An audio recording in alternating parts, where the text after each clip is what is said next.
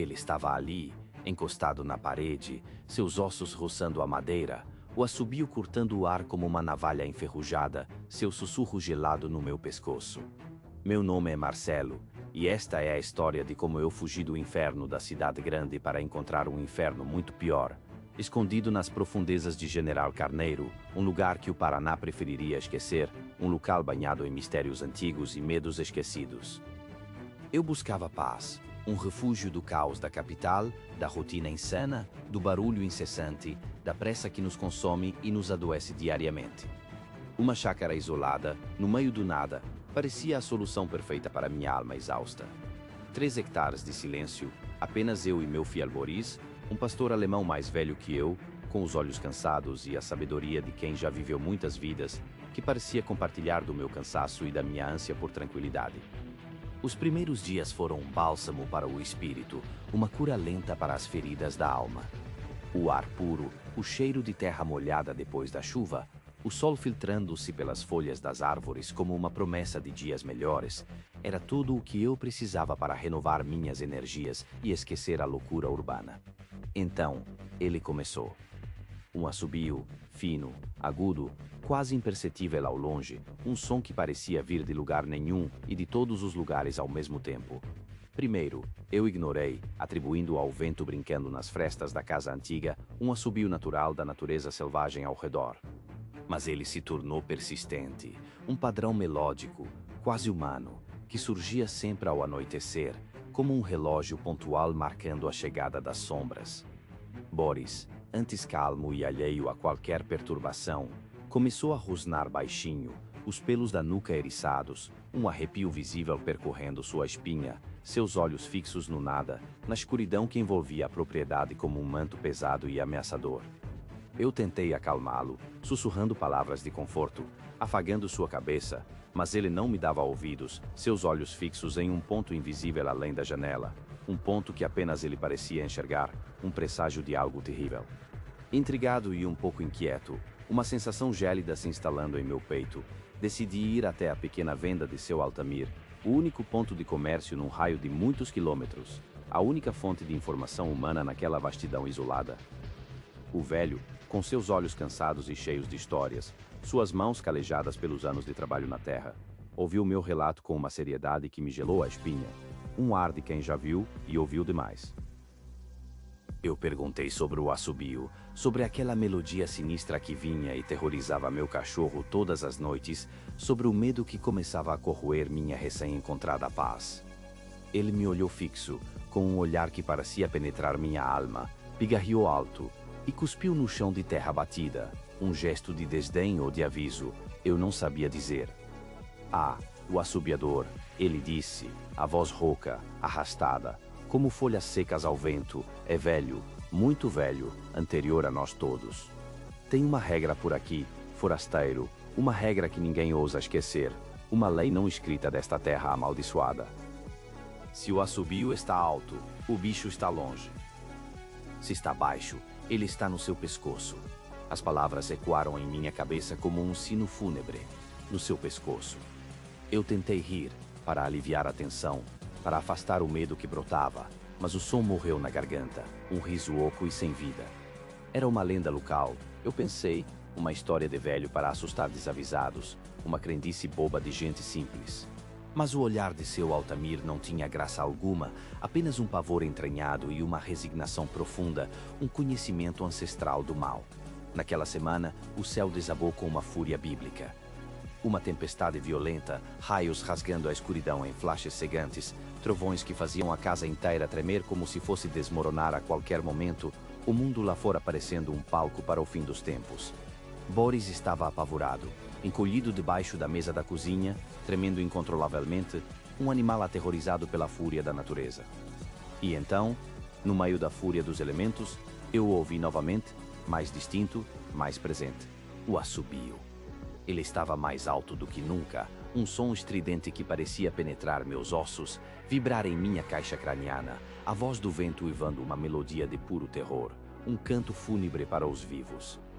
Eu me encolhi na cadeira, abraçando Boris com força, tentando fazer o barulho parar, tentando apagar aquele som infernal da minha mente. De repente, a fúria do assobio começou a diminuir, não gradualmente como o som do vento que se afasta, mas com uma velocidade assustadora, uma descida abrupta e sobrenatural. Ele foi caindo, caindo, caindo, até se tornar um sussurro quase imperceptível, um som fantasmagórico que me fez paralisar o corpo inteiro, meu sangue gelando nas veias. Ele estava ali. A frase de seu Altamir explodiu em minha mente com a força de uma revelação dolorosa. Ele estava no meu pescoço. O assobio vinha agora de trás da parede da sala, tão fraco, tão perto, que eu podia sentir o ar vibrar ao meu redor, a própria casa parecendo respirar com a presença maligna. Eu ouvi o som de algo riscando a madeira, um ruído seco, arrastado, como unhas longas e afiadas tentando perfurar a superfície, rasgando a proteção da casa. Meu coração batia como um tambor descompassado no meu peito, um ritmo frenético de puro terror. Eu não conseguia respirar, meus pulmões se recusavam a obedecer, o ar parecia denso e pesado. Boris soltou um lamento baixo, quase um choro de criança, seu corpo tremendo ainda mais forte. Então, a maçaneta da porta de entrada começou a girar, lenta, deliberadamente, com uma calma assustadora. Eu prendi a respiração. O tempo parou naquele instante eterno. 1, 2, 3 giros completos. Ela estava sendo forçada, virando, girando, mas a tranca, felizmente, resistia, prendendo a coisa lá fora, ou pelo menos, eu esperava que sim. Eu me arrastei para trás, para o centro da sala, meus olhos fixos na porta que parecia prestes a ceder, a ser arrombada por uma força invisível. O assobio mudou de lugar, subindo, movendo-se para o andar de cima, para o telhado da casa. Eu ouvi passos no telhado, um som macabro de ossos batendo nas telhas, um ritmo irregular, arrastado, pesado e desengonçado. Como se algo pesado e disforme estivesse andando por cima de mim, procurando uma entrada, uma fresta, uma maneira de chegar até mim, de me alcançar. O cheiro de terra molhada e algo doce, putrefato, começou a preencher o ar, vindo das frestas da janela, um odor nauseabundo, que grudava na garganta, me causando náuseas, o cheiro da morte e da decomposição. Então, a voz, baixa, sussurrante, quase inaudível, mas inconfundível, uma melodia macabra. Minha voz, chamando meu próprio nome. Marcelo, a voz repetiu, numa tentativa distorcida, como um eco morto vindo de um abismo insondável. Marcelo, abra a porta para mim, eu estou aqui. Era um som tão perfeito, tão maligno, tão frio, que por um segundo eu duvidei da minha própria sanidade, de quem eu era, do que era real. O pavor tomou conta de mim de uma forma que eu nunca imaginei ser possível, um medo que paralisava cada nervo, cada músculo. Eu sabia que não era eu, sabia que não era humano, nem animal, era algo além da nossa compreensão. A noite pareceu durar uma eternidade, cada minuto uma hora, cada hora um século. Eu passei as horas encolhido no chão, abraçando Boris com força, ouvindo cada rangido da casa, cada assobio que parecia vir de dentro das paredes, cada batida no telhado que ecoava em minha cabeça. Ao primeiro sinal de luz, quando os pássaros começaram a cantar timidamente, um canto fraco e distante, o assobio parou abruptamente. O silêncio, um silêncio pesado, opressor, quase tão assustador quanto o barulho. Eu esperei. Por longos minutos eu esperei, sem ousar me mover, sem ousar respirar fundo. Finalmente, com as pernas trêmulas, como se fossem gelatina, eu me levantei e fui até a porta, meu coração batendo forte no peito. Lá fora, o dia estava claro, o sol tentando romper as nuvens, a chuva havia cessado, deixando um rastro de umidade e frescor. Mas o horror da noite anterior estava gravado na terra e na madeira, uma cicatriz visível. No chão, em frente à porta, havia uma série de perfurações circulares, como se algo com pernas finas e pontiagudas, talvez ossos fincados, tivesse se apoiado na terra macia.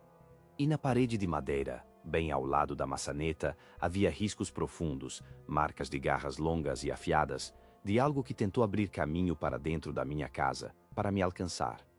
Eu peguei Boris, o essencial, minhas poucas malas, e entrei no carro.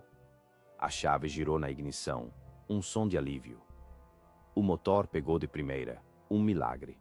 Eu não olhei para trás, nem por um segundo, meus olhos fixos na estrada de terra à frente. Eu dirigi, sem rumo, sem parar, até estar a centenas de quilômetros de General Carneiro, de volta à civilização, a um lugar onde lendas não se tornam realidade.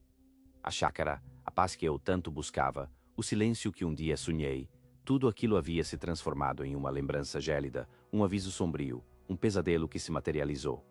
Eu nunca mais voltei para lá, nunca mais olhei para trás, nunca mais ignorei os avisos do folclore local. 6 pernas, 5 garras, um cheiro pútrido de carniça e o som da minha própria voz me mandando embora. Meu nome é Jairon, e o inferno que vivi no sítio Santa Clara, em Guaraí, ainda me assombra.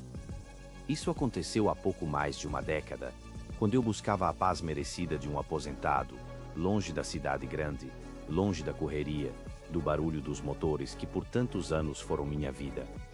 O sítio Santa Clara parecia o paraíso, um pedaço de terra vasto, verdejante, com uma casa-terra acolhedora, com cheiro de madeira velha e histórias. Eu sonhava com as manhãs tranquilas, com o canto dos pássaros, com o silêncio que a cidade havia me roubado. Mal sabia eu que o silêncio daquele lugar era apenas uma máscara, uma armadilha para os desavisados. O primeiro sinal foi o cheiro, fraco a princípio, quase imperceptível. Um odor de animal molhado, de cachorro que se molha na chuva e depois se sacode. Um cheiro terroso, estranho. Eu o atribuía à umidade do campo, às intempéries, à própria natureza selvagem que me rodeava. Mas ele persistia. Crescia, um fedor que se entranhava nas paredes, nos móveis, na minha roupa. Tornou-se um cheiro mais denso, mais pútrido, de carniça em decomposição, de algo que apodrecia lentamente em algum canto escuro. Eu procurava, vasculhava cada cômodo, cada canto do jardim, mas nada encontrava. O cheiro vinha de dentro. Eu sentia, vinha das profundezas da casa. Então vieram os sons, sutis no começo, como o ranger natural de uma casa antiga. Mas logo se tornaram mais definidos, mais ameaçadores. Um arrastar pesado, lento, logo acima da minha cabeça, no forro. Eu parava tudo, escutava. Um silêncio mortal me respondia. Recomeçava, um arrasto ritmado, pesado, como se algo enorme estivesse arrastando um saco de cimento velho pelo sótão. 1, 2, 3, arrasta. Depois uma pausa longa, tensa. Um arranhão forte, como garras afiadas rasgando a madeira. Minha pele arrepiou. Eu batia no teto. Nada. Silêncio. Minha imaginação, eu tentava me convencer. Era a velhice, os nervos. Mas o bicho, o que quer que fosse, não se cansava. Os sons se intensificavam nas noites, parecia me rodear, circular o meu quarto, o banheiro, a sala. Eu sentia uma presença fria, pesada, que me observava da escuridão do forro. Era quase palpável.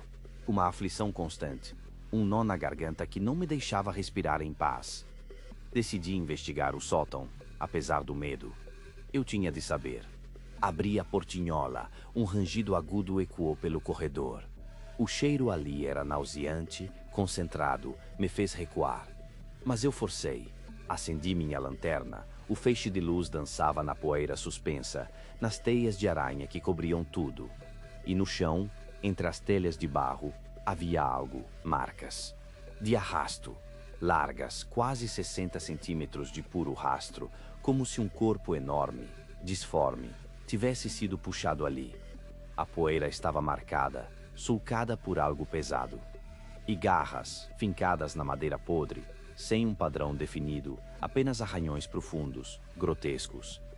Nenhuma pegada clara, apenas arrastos, manchas de sujeira estranha, viscosa. Eu estava ali, em choque, diante da evidência inegável de que algo vivia acima de mim, algo grande, algo feroz. Eu fechei a portinhola apressadamente. Respirei fundo, tentando acalmar o coração que batia como um tambor no meu peito. Precisava de respostas. Comecei a perguntar aos poucos vizinhos, aos moradores mais antigos de Guaraí. A lenda do sítio Santa Clara, do bicho do telhado, era sussurrada entre eles. com olhares de receio. O antigo proprietário, antes de fugir, mal falava. Sua esposa, disseram, enlouqueceu completamente. Ouvia vozes. Vozes que não eram de gente, mas que imitavam. Choros de criança, risadas, a própria voz do marido, tudo vindo do forro. Meu sangue gelou. A criatura imitava. O pavor me consumiu. As noites se tornaram um inferno de espera, de terror silencioso. Cada ranger da casa, cada galho batendo na janela, era um gatilho para o pânico. Eu dormia mal, ou não dormia, preso em um limbo de vigília e pesadelos. Meu apetite sumiu, meu corpo emagreceu, meus olhos afundaram. Eu era uma casca vazia, esperando pelo inevitável. Chegou a Sexta-feira Santa. Uma noite escura como breu, carregada de uma energia opressora. Eu estava sozinho, a luz do dia havia me deixado. Uma tempestade distante ameaçava, e logo, como um presságio, a luz elétrica falhou. A casa mergulhou em uma escuridão absoluta, apenas quebrada pelo relâmpago ocasional que desenhava sombras grotescas nas paredes. O cheiro, naquela noite, era insuportável, concentrado, denso. E os sons, mais próximos, mais intensos, como nunca. O arrastar estava sobre a sala, sobre o corredor, sobre o meu quarto. De repente, um estrondo. Um som de madeira se partindo, de gesso desabando. O forro. Ele estava entrando. Um buraco escancarado surgiu no teto do corredor e poeira, detritos, gesso desabaram no chão. E então, ele desceu lentamente, com uma massa disforme, cinzenta, flácida, de uma pele rugosa, cheia de dobras e sulcos. 2,5 metros de puro horror. Ele se contorceu, revelando membros desajeitados, olhos fundos, sem vida aparente, mas que pareciam me ver, me sentir. Uma boca sem lábios se abriu em um silêncio assustador. Eu não pensei, apenas reagi. Me joguei debaixo da cama, o lugar mais próximo, o esconderijo mais patético para a minha estatura. A poeira me sufocava, o medo me paralisava. Eu ouvia os passos pesados no assoalho, o arrastar dos seus pés disformes. Ele circulava a casa, um monstro grotesco, palpável. E então, os sons. Um choro de bebê, agudo, dilacerante, que parecia vir de dentro das paredes. Um choro que cessou abruptamente, dando lugar a risadas. Risadas infantis, inocentes, mas que eram distorcidas, malignas, como se um demoninho estivesse zombando da minha miséria. E então, minha própria voz. Nítida, clara, mas com uma entonação estranha, gutural. Sai, sai, disse a criatura, imitando a mim mesmo, me expulsando da minha própria casa. Eu tremia incontrolavelmente, suava frio, sentia o coração explodir no peito. A voz se repetia, sai, sai, ecoando pelos cômodos, misturada com o arrastar pesado. Eu fechei os olhos com força, desejando desaparecer, evaporar. O som dos passos e da voz continuou por uma eternidade, depois diminuiu, afastou-se, subiu de novo pelo buraco no forro. Um silêncio ensurdecedor preencheu a casa. Lentamente, com as pernas bambas, rastejei para fora. O medo me impulsionou. A casa estava vazia. Mas sobre a mesa de jantar, como um sinal macabro, havia um urubu, mutilado. Espremido, como se tivesse sido compactado por uma força descomunal, suas asas quebradas, seu corpo disforme, uma massa de penas e sangue seco. Eu não aguentei. No dia seguinte, eu liguei para a imobiliária. Vendi o sítio Santa Clara pela metade do preço, sem perguntar, sem pensar duas vezes. Apenas queria sair dali, fugir daquele horror. Mudei-me para um apartamento no 5º andar. Desde então, nunca mais pisei em uma casa térrea. Nunca mais. E ouço a minha voz me mandando sair, em cada noite de silêncio. Estavam lá os 16 garrotes, imóveis, com os olhos fixos em um centro que já não existia de fato, mas em um vazio infernal que se abria na terra. Seus corpos, deveria dizer, suas carcaças, estavam estranhamente intactas por fora, sem marcas de garras, sem furos de presas, sem o rastro imundo de urubus ou moscas, sem qualquer vestígio da vida selvagem que sempre rondou aqueles pastos. Meu nome é Lindomar, e o que aconteceu naquele ano, há pouco mais de 5 anos, na divisa da minha fazenda em Mato Grosso, me arrancou a paz e me deixou aterrorizado até hoje. O cheiro chegou antes da visão, não um cheiro de morte comum, putrefato, mas algo metálico e doce, nauseante, misturado a um odor que eu não soube identificar, algo queimado e ao mesmo tempo estéril. A mata se abria e a cena se revelou. 16, contei e recontei, 16 garrotes jovens, meus animais, espalhados em uma circunferência tão perfeita que parecia desenhada por um compasso gigante. Eu parei. Escutei. O silêncio era absoluto, perturbador, sem o coaçar dos sapos, sem o canto dos pássaros, sem o zumbido insistente das moscas. Nada. Apenas o vento morno balançando a capim alto e o meu próprio coração batendo forte demais. Aproximei-me, cauteloso, sentindo um frio na barriga que não era do clima. O sol rachava a terra, um calor intenso que fazia a água evaporar da pele, mas quando toquei o primeiro animal, um arrepio me subiu pela espinha. Os corpos estavam gélidos, frios como a morte na geladeira. Não havia sangue, não uma gota, nem no chão, nem nas carcaças. Os animais pareciam drenados. Ocos. Uma cavidade vazia onde deveria pulsar a vida, onde deveriam estar os órgãos, o sangue, a essência. No centro daquele círculo macabro, a terra estava diferente, dura, escura, vitrificada. Não era barro seco pelo sol, era vidro. Vidro puro, brilhante, reluzindo sob a luz cruel. Eu me agachei, sentindo um calor subir do chão que contrastava de forma bizarra com o frio dos animais. Pousei a mão, e o calor era insuportável, uma energia bruta que queimava a palma da minha mão, forçando-me a recuar. Liguei para o Dr. Osmarino, o veterinário da cidade, um homem cético, prático, acostumado com os infortúnios da vida no campo, com doenças, com predadores, com a crueza da natureza. Ele chegou com a polícia, e a incredulidade em seu rosto era um espelho da minha. Ele examinou os animais, tentou coletar amostras. A cada toque, a cada tentativa, a frustração crescia. As amostras orgânicas se desintegravam em um pó inerte, como se o tempo tivesse acelerado 1000 anos em um instante, transformando o tecido em poeira. Os dias se seguiram, e o pasto, antes vibrante e cheio de vida, virou uma área morta. Nada crescia ali, as sementes que plantei não brotavam, a grama que antes alcançava o joelho, agora era terra batida, estéril, morta. Certa noite, quando inspecionava o local pela enésima vez, senti um zumbido estranho no ar, algo que vibrava nos meus ossos, não um som audível, mas uma pressão.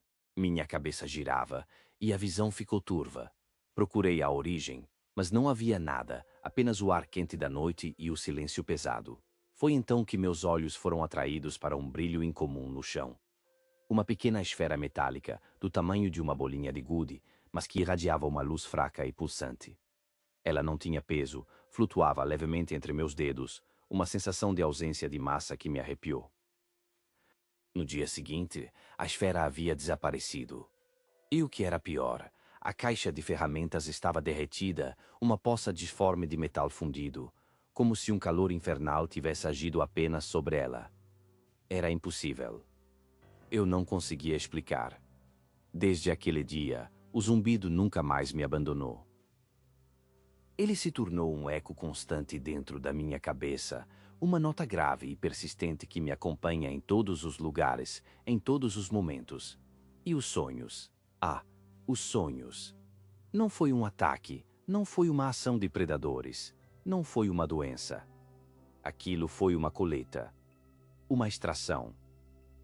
Uma desova de vida, levada por entidades que não pertencem a este mundo, que se moveram em silêncio e com uma precisão cirúrgica, e que ainda rondam a minha fazenda, pairando nas sombras da reserva legal, esperando, observando, e o zumbido em meus ouvidos me diz que elas não foram embora.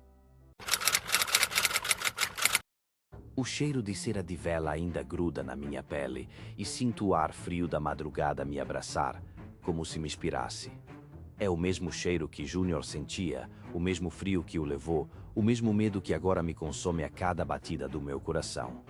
Meu nome é João, e esta é a história que meu primo Júnior me contou, uma história que se enraizou na BR-232, uma estrada velha em Pernambuco, palco de horrores que só ele, e agora, talvez, eu, conhecemos. Júnior era um motorista de frete, um homem forte de Caruaru, acostumado com as madrugadas silenciosas e as longas viagens solitárias entre as cidades. Ele conhecia cada curva, cada buraco, cada sombra da BR-232 como a palma da sua mão. Ele jurava que não tinha medo de nada, dizia que só respeitava a chuva forte e a neblina densa, mas tudo mudou para ele, tudo. A primeira vez foi numa noite escura, uma daquelas em que a lua se esconde e as estrelas parecem ter sido engolidas pelo breu. Júnior vinha voltando de Recife, a van carregada, o rádio chiando alguma canção antiga. Era perto da entrada de Gravatá, um trecho que ele sempre achou meio sombrio, mesmo em dia claro. De repente, no meio do nada, viu luzes à distância, pequenas chamas bruxuleantes que pareciam dançar no asfalto molhado. Ele diminuiu a velocidade, pensando que fosse algum acidente, alguma festa estranha na beira da estrada. Mas não era festa, longe disso.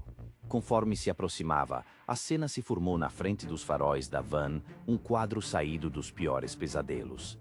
Era uma procissão lenta e silenciosa, de figuras altas e encapuzadas. Não dava para ver seus rostos, apenas a escuridão sob os capuzes que se misturava com a própria noite. Cada uma delas carregava uma tocha, e a luz trêmula revelava algo ainda mais pavoroso, um andor. Um andor pesado, coberto por um tecido escuro, e sob o tecido, manchas escuras, gotejando, escorrendo um líquido espesso e vermelho que Júnior teve certeza ser sangue.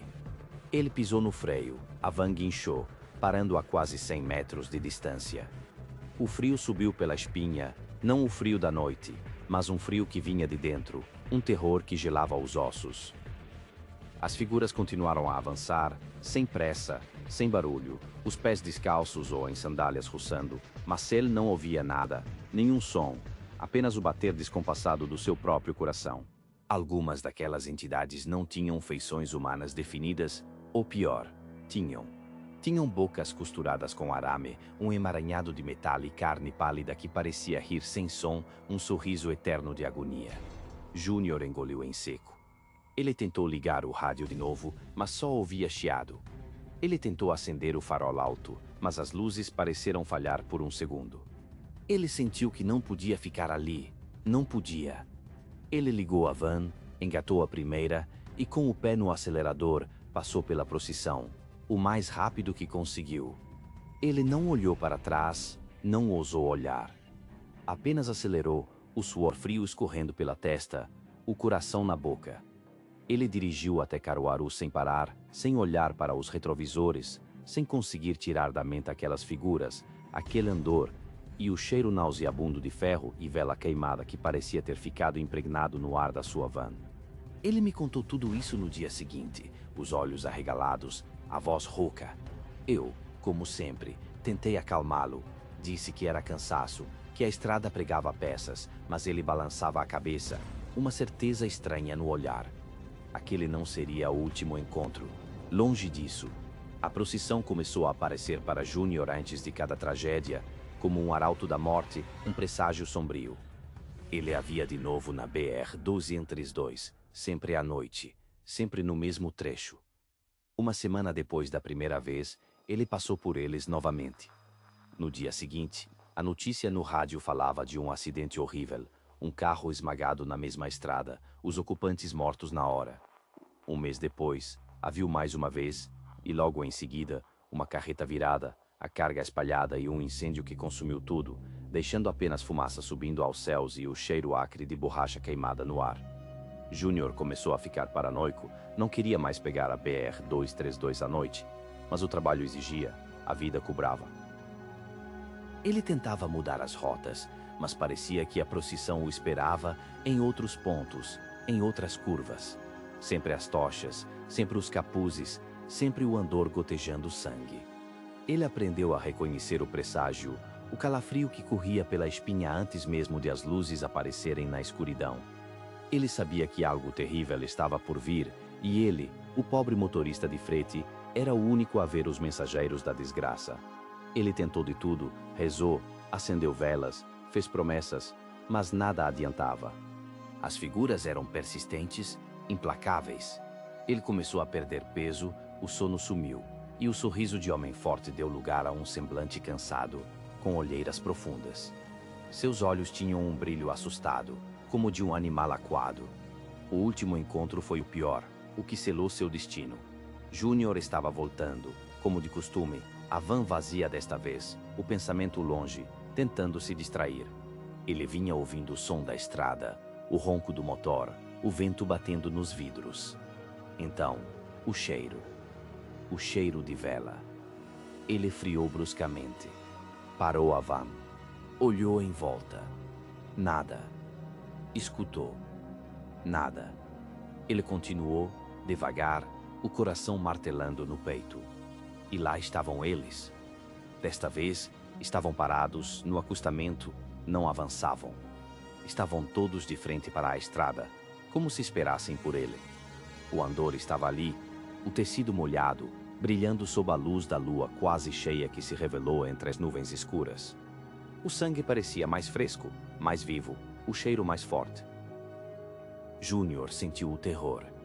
Ele queria dar meia volta, mas não conseguia. Seus pés pareciam colados nos pedais, suas mãos grudadas no volante. Ele sentiu um magnetismo estranho, uma força que o puxava para mais perto, para o centro daquele horror. Quando sua van passou ao lado da procissão, uma das figuras se virou. Uma figura alta, mais alta que as outras, com o capuz mais fundo. Ele não tinha boca costurada, ele tinha olhos. Olhos brancos. 2 pontos de luz opacos e sem vida que perfuraram a escuridão do capuz e fitaram Júnior diretamente, com uma intensidade que queimava a alma. Não eram olhos de gente viva, eram olhos de quem já viu o fim, de quem é o próprio fim. Júnior prendeu a respiração.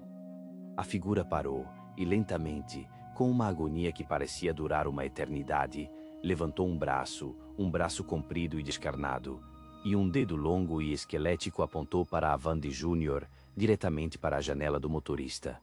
Apontou para ele, marcado. Ele estava marcado. O grito ficou preso na garganta de Júnior. Ele pisou no acelerador com toda a força, a van cantou pneu e disparou pela estrada. Ele não sabia para onde ir, só sabia que precisava fugir, fugir daquele olhar, daquele dedo, daquela condenação. Ele me ligou da estrada, apavorado, a voz embargada pelas lágrimas e pelo medo. João, eu fui marcado. Eu sou o próximo. Eles me pegaram. Ele repetiu isso várias vezes, como um mantra de desespero. Os olhos brancos. Eles me pegaram. Eu sou o próximo. Eu tentei acalmá-lo, disse para ele vir direto para minha casa, que eu o esperaria. Mas ele nunca chegou. Nunca mais voltou para casa, nunca mais atendeu o telefone. As buscas começaram no dia seguinte, a polícia, a família, todos procurando por Júnior. 2 dias depois, a van foi encontrada, queimada. Estava abandonada num descampado, a uns 50 quilômetros de onde ele tinha me ligado. Totalmente carbonizada, um esqueleto retorcido de metal e cinzas. Mas havia algo mais, algo que a polícia não soube explicar, mas que eu entendi na hora.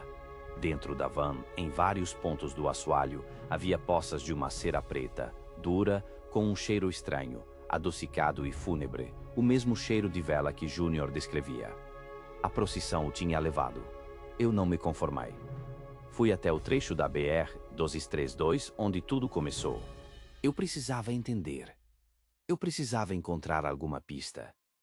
Eu andei por quilômetros, a pé, sentindo o ar pesado daquela estrada. Foi quando, sob o calor escaldante do sol do sertão, encontrei uma figura estranha sentada à beira da rodovia, debaixo de uma árvore seca. Uma senhora de idade, com roupas velhas e um terço nas mãos, os olhos fixos no horizonte, como se visse algo além da poeira da estrada.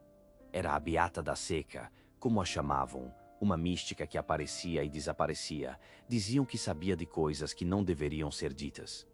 Eu me aproximei dela, hesitante. Contei sobre Júnior, sobre a procissão, sobre a van queimada e a cera preta. Ela me ouviu em silêncio, sem desviar os olhos. Quando terminei, ela apenas balançou a cabeça devagar e disse, a voz rouca como areia, ele se juntou a eles, meu filho.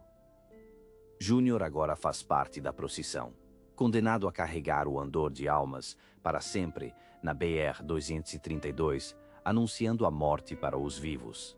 As palavras dela me atingiram como um raio.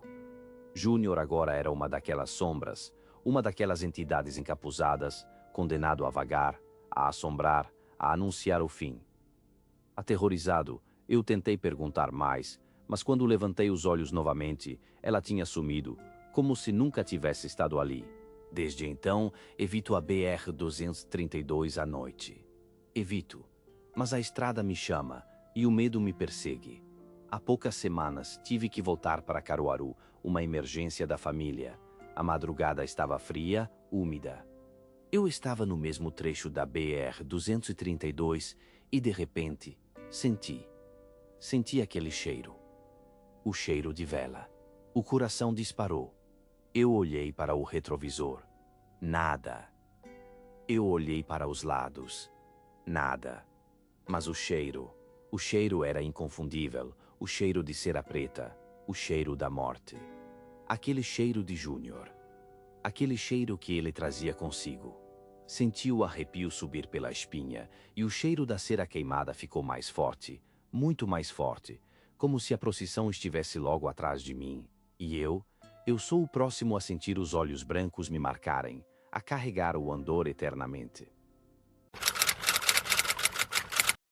A voz da minha mãe, doce e preocupada, chamou meu nome da escuridão do corredor, mas minha mãe estava a quilômetros dali, presa na capital, e o som, aquele som, não era dela, não podia ser. Era um som que parecia rasgar o véu da realidade, um convite para o abismo, um sussurro gélido que prometia apenas desespero. Meu nome é Bruno. Esta história aconteceu há cerca de uns 5 anos, quando decidi passar um tempo ajudando meu tio Rogério a reformar um velho sítio da família, escondido nas profundezas de uma mata atlântica quase entucada, um lugar que sempre me pareceu um pouco pesado, um lugar onde as sombras pareciam mais densas e o silêncio guardava segredos ancestrais, mas nunca imaginei o quão pesado poderia se tornar, o quão profundamente o terror poderia se enraizar em minha alma. O sítio era isolado, uma ilha de madeira e telhas gastas em um mar verde e úmido de árvores antigas, com um riacho murmurando em algum lugar distante, um som constante que servia como uma trilha sonora para a solidão. A casa, de madeira escura e telhas musgosas, rangia a cada brisa que passava, como se fosse um organismo vivo, respirando com dificuldade, lamentando sua própria existência. Os primeiros dias foram enganosamente tranquilos. Eu e meu tio trabalhávamos sob o sol forte, o cheiro de madeira velha e terra molhada preenchendo o ar dos nossos pulmões, um aroma que antes me trazia paz, agora evoca arrepios. Conversávamos sobre o passado da família, sobre histórias que os mais velhos contavam em noites frias, lendas locais de criaturas que habitavam a floresta, de almas perdidas e de sombras que espreitavam, mas eu, um jovem cético da cidade grande, apenas ouvia, entretido, com um sorriso descrente, sem dar muito crédito àquelas fábulas. A quietude da noite era o que mais me impressionava, um silêncio profundo que parecia amplificar cada pequeno som, cada inseto que zumbia, cada folha caindo, cada galho que estalava na distância. Foi nesse silêncio ensurdecedor que a mudança começou, sutil, quase imperceptível, como uma fenda minúscula em um muro que parecia inabalável. Uma tarde, enquanto eu lixava uma porta velha na varanda, o sol já se punha, pintando o céu de tons alaranjados e roxos, ouvi meu tio Rogério me chamando da cozinha. Bruno, vem cá, preciso da sua ajuda. Eu respondi, já vou, tio, minha voz ecoando na quietude do crepúsculo. Mas antes que eu pudesse me levantar, antes que eu pudesse mover um músculo, ouvi sua voz novamente, vindo de trás da casa, da direção da floresta densa. Bruno, está me ouvindo? Eu parei. Meu corpo congelou. Escutei. Nada. A voz da cozinha era diferente, um pouco mais rouca, mais humana. A voz da floresta, nítida, quase cristalina, com uma doçura que me causava arrepios, um timbre que parecia familiar demais. Meu tio apareceu na porta da cozinha, seus olhos curiosos. O que foi, Bruno? Eu o encarei, confuso, uma pontada de medo começando a se formar em meu estômago. Ué, o senhor não me chamou. Ele franziu a testa, uma ruga profunda se formando em sua testa. Não chamei não. Estou aqui desde que almoçamos, terminando a louça. Aquele foi o primeiro sinal, a primeira rachadura na minha realidade, o primeiro vislumbre de que algo profundamente errado estava acontecendo naquele lugar. Os dias seguintes se tornaram uma lenta e inexorável descida ao pesadelo. Os chamados se tornaram mais frequentes, mais insistentes, mais variados. Vozes que pareciam as nossas, as dos meus pais, dos meus primos, de amigos que eu não via há anos. Era como se a floresta tivesse aprendido a falar, a sussurrar nossos nomes com a intimidade de quem nos conhecia há uma vida inteira, explorando nossas memórias, nossos afetos, nossas fragilidades.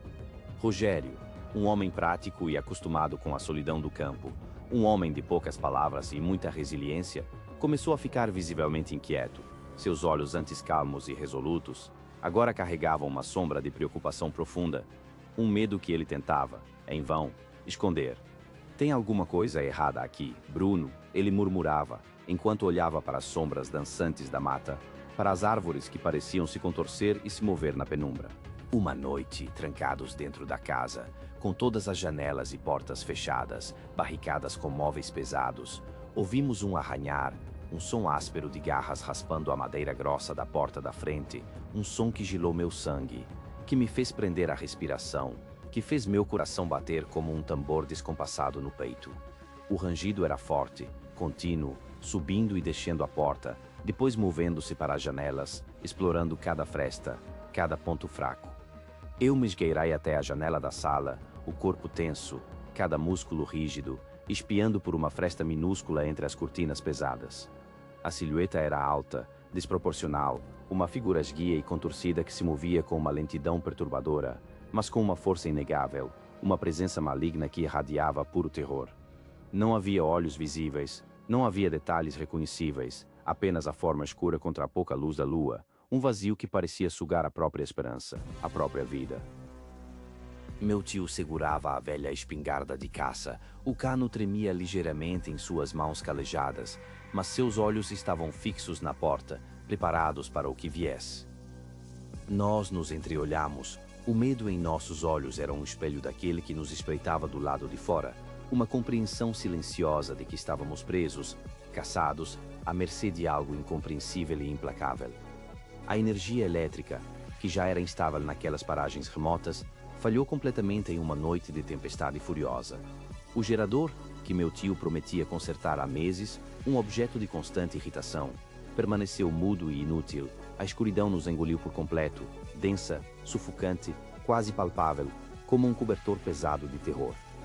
Apenas o clarão esporádico dos relâmpagos e o rugido distante dos trovões quebravam a monotonia sombria, iluminando a sala por meros segundos, revelando sombras dançantes e aterrorizantes. Estávamos sentados na sala, encolhidos, ombro a ombro, o silêncio apenas pontuado pelos batimentos acelerados e frenéticos dos nossos corações, cada um preso em seu próprio inferno particular. Foi então que ouvimos um choro. Um choro miúdo, infantil, com uma melodia triste e familiar, vindo do corredor que levava aos quartos, um som que perfurou o coração de meu tio. Era a voz da filha de meu tio, a pequena Maria, que havia falecido ainda bebê. Há muitos anos, um trauma que nunca o abandonou. Um som que Rogério não ouvia desde então, um som que ele carregava em seu coração como a mais profunda das feridas, a mais dolorosa das memórias. Ele se levantou, seus olhos vidrados, cheios de uma mistura perigosa de dor e esperança, a espingarda agora firme em suas mãos trêmulas. Maria, ele sussurrou, seu rosto pálido, sua voz quase inaudível, e começou a andar, lento, determinado, quase hipnotizado, em direção ao som que prometia o reencontro. Eu tentei impedi-lo, agarrei seu braço com força. Tio, não, é uma armadilha, é a criatura, ela está te chamando. Mas ele não me ouviu, ou não quis me ouvir. A promessa daquela voz infantil era forte demais, o chamado de sua filha. um canto de sereia para sua alma dilacerada, uma esperança cruel. Ele me empurrou gentilmente, sua força sobrenatural naquele momento, e continuou, desaparecendo na escuridão do corredor, engolido pelas sombras. Eu fiquei lá, petrificado, meu corpo paralisado pelo medo, ouvindo o choro se intensificar, misturado com o rangido das tábuas do assoalho sob os pés de meu tio, cada passo uma facada no meu próprio peito. A cada passo que ele dava, meu coração parecia saltar para fora do peito, o ar rarefeito, a tensão quase palpável, o suor escorrendo pela minha nuca. Então, um grito. Um grito agudo, aterrorizado, um grito de horror puro que cortou a noite mais escura, seguido imediatamente pelo estrondo ensurdecedor da espingarda, ecoando pelas paredes da casa como um trovão. Eu não pensei, não hesitei, eu apenas corri. Corri em direção ao grito de meu tio, tropeçando na escuridão, sentindo o cheiro de pólvora e, algo mais, um cheiro pútrido, de terra molhada e morte, um odor que grudou em minhas narinas e em minha alma. Cheguei ao corredor, a luz de um relâmpago iluminou a cena por uma fração de segundo, gravando-a em minha mente para sempre, uma imagem que me assombraria em todos os meus sonhos. Meu tio estava caído no chão, a espingarda ao lado, os olhos arregalados, fixos em algo, uma expressão de horror indizível em seu rosto. Eu segui seu olhar, meu próprio coração prestes a explodir. Agachada sobre o velho guarda-roupa de madeira, uma criatura. Era pálida, de uma palidez doentia. Seus membros eram absurdamente longos e finos, como galhos secos e retorcidos, com garras afiadas nas pontas. Os olhos, leitosos, sem pupilas, brilhavam com uma luz fraca no escuro, refletindo a luz do relâmpago com uma intensidade macabra. Sua boca, rasgada em um sorriso antinatural, estava cheia de dentes pontudos e irregulares, como estacas de ossos afiados, pingando algo escuro. Não era um animal, não era um homem, não era nada que eu já tivesse visto ou imaginado. Era algo que a natureza esqueceu de catalogar, uma aberração, um predador que se esconde à vista de todos, um terror primário que existia nas sombras desde o início dos tempos. A imagem se apagou tão rapidamente quanto surgiu, substituída novamente pela escuridão total, mas o grito da criatura, um som gutural e bestial, permaneceu em meus ouvidos. Eu agarrei meu tio, o arrastei com uma força que eu não sabia que possuía, meus pulmões queimando, o medo me impulsionando, me dando uma força desesperada. Nós saímos da casa, corremos em direção à caminhonete de meu tio, a velha Ford F7500, que parecia uma fortaleza inexpugnável naquele momento. Subimos, eu liguei o motor, as chaves já estavam na ignição, meu tio tinha o costume de deixá-las lá, um hábito que nos salvou. O motor pegou no tranco, um ronco salvador na escuridão, uma promessa de fuga. Rasguei a estrada de terra batida, o farol iluminando a floresta densa que nos observava, silenciosa, mas eu sabia que ela ainda estava lá, em algum lugar, nos seguindo, nos caçando, um fantasma acústico que nos perseguiria para sempre. A viagem de volta para a cidade foi um burrão de adrenalina e silêncio sepulcral. Meu tio estava em choque, mal conseguia falar, apenas murmurava frases desconexas sobre Maria e os olhos leitosos da criatura, sua mente fragmentada pelo terror. Eu, por outro lado, tentava processar o que havia acontecido, as vozes, a silhueta aterrorizante, a criatura de pesadelos. Foi semanas depois, lendo velhos livros sobre folclore, criptozoologia e lendas indígenas, que uma terrível verdade se revelou em toda a sua extensão. A criatura não apenas imitava vozes humanas, ela imitava a própria floresta, cada som, cada sussurro do vento entre as folhas, cada quento de pássaro, cada guincho de animal, cada murmúrio de riacho, cada estalar de galho. Era um predador perfeito, capaz de se camuflar não apenas visualmente, misturando-se à densa vegetação, mas acusticamente, usando o som como sua arma mais letal para atrair suas presas, para brincar com suas mentes, para levá-las à loucura.